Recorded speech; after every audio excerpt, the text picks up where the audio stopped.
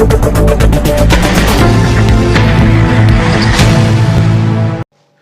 Dear friends, आप सभी लोगों का स्वागत है। मैं शबी हसन और आप देख रहे हैं अमाफा हर्बल यूट्यूब चैनल की नई पेशकश। दोस्तों, हम आज इस वीडियो में दो टॉपिक पे बात करेंगे। टॉपिक नंबर 1 कि नॉर्मल फ्लाइट कब चालू होगी।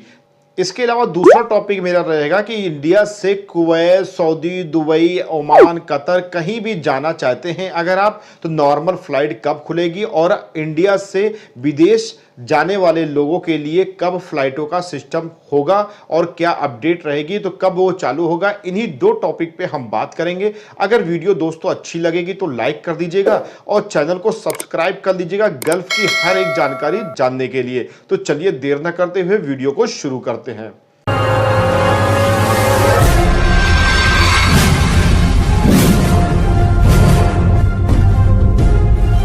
हेलो डियर फ्रेंड्स, सबसे पहले हम आप लोग को बतलाएंगे कुवैत से इंडिया जाने के लिए नॉर्मल फ्लाइटें कब चालू होंगी, या किसी भी गल्फ कंट्री में अगर आप जॉब कर रहे हो तो वहां से नॉर्मल फ्लाइटें कब शुरू होने वाली है। इस टॉपिक पे हम पहले चर्चा करेंगे, फिर बतलाएंगे आपको कि इंडिया से कुवैत या गल्फ कंट्री में जाने के लिए कब फ्लाइटों की शुरुआत होगी। इसके अलावा दोस्तों, आपको बहुत सी जानकारी, बहुत सी नॉलेज यूट्यूब पे, न्यूज़ चैनलों पर मिल रही होगी।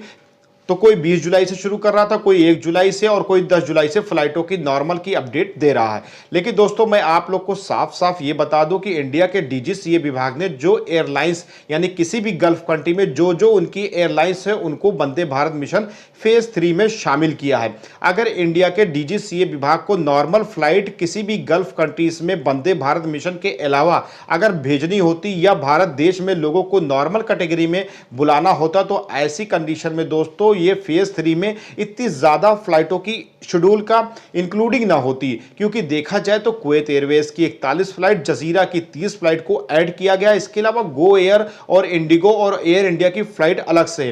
तो वंदे भारत मिशन में इतनी ज्यादा फ्लाइटों को ऐड किया गया है ये फेज 3 में। देखा जाए तो अभी तो इंडियन एम्बेसी ने इसकी अपडेट भी नहीं दी है, शेड्यूल भी नहीं तैयार किया है कि जो इतनी एयरलाइंस की इतनी फ्लाइटों को शामिल किया गया, वो फ्लाइटें कैसे कैसे और किस आधार पर और कहां जाएंगी, इसका कोई भी अपडेट इंडियन एम्बेसी ने नहीं दिया। किसी भी गल्फ कंट्री में अगर आप हो तो आपकी इंडियन एम्बेसी ने नई अपडेट के तहत, इंडिया के डीजीसीए के तहत उसने अपडेट नहीं दी है।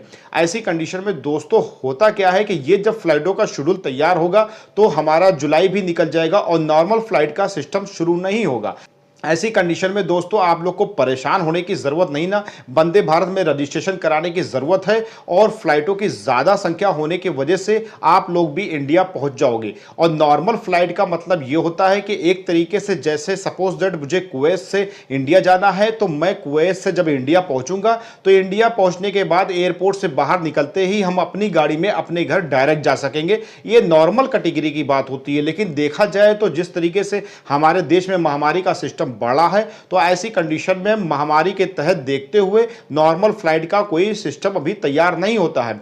ना ही कोई डीजीसीए विभाग से हरदीप सिंह पुरी जी ने, किसी ने भी कोई भी नॉर्मल फ्लाइट की अपडेट नहीं दी।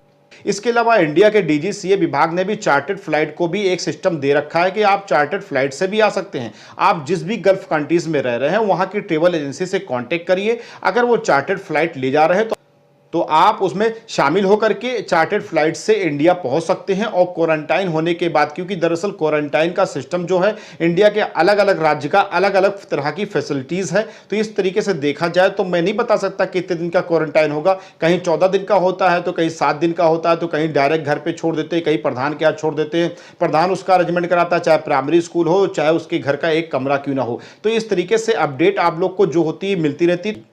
तो ये है नॉर्मल कैटेगरी की सच्चाई, जो कि मुझे नहीं उम्मीद है कि अभी नॉर्मल कैटेगरी में फ्लाइटें शुरू होंगी।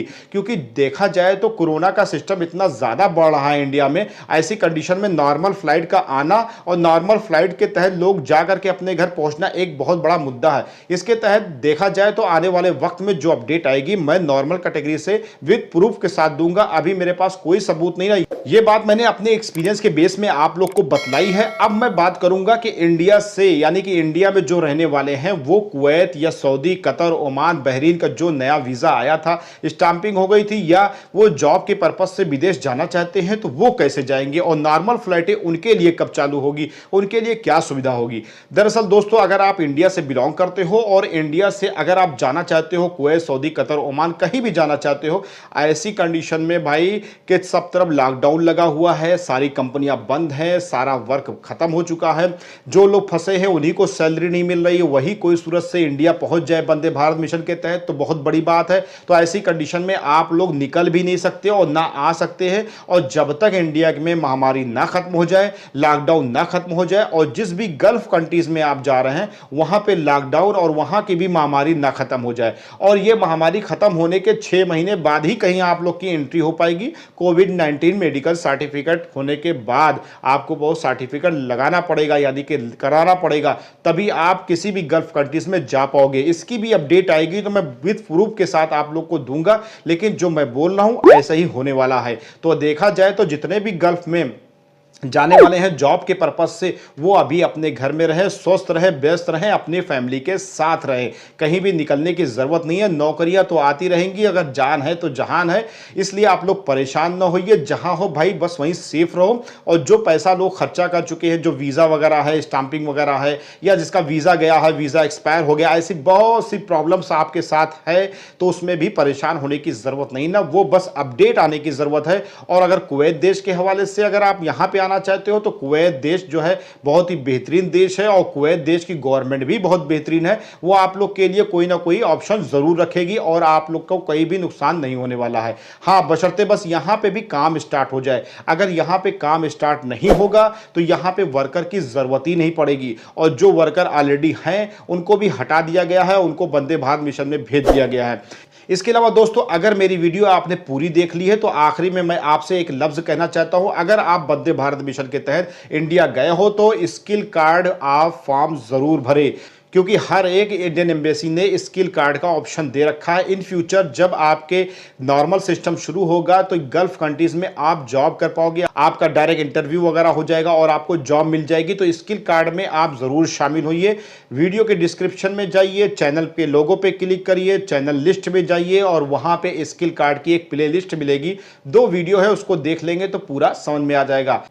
अगर आपको दोस्तों वीडियो अच्छी लगी तो वीडियो को लाइक कर दीजिए, चैनल को सब्सक्राइब कर दीजिए गल्फ की हर एक नॉलेज लेने के लिए। चलिए नेक्स्ट वीडियो में नई जानकारी के साथ आप लोग से मुलाकात होगी, तब तक के लिए अल्लाह हाफिज, अल्लाह निगहबान।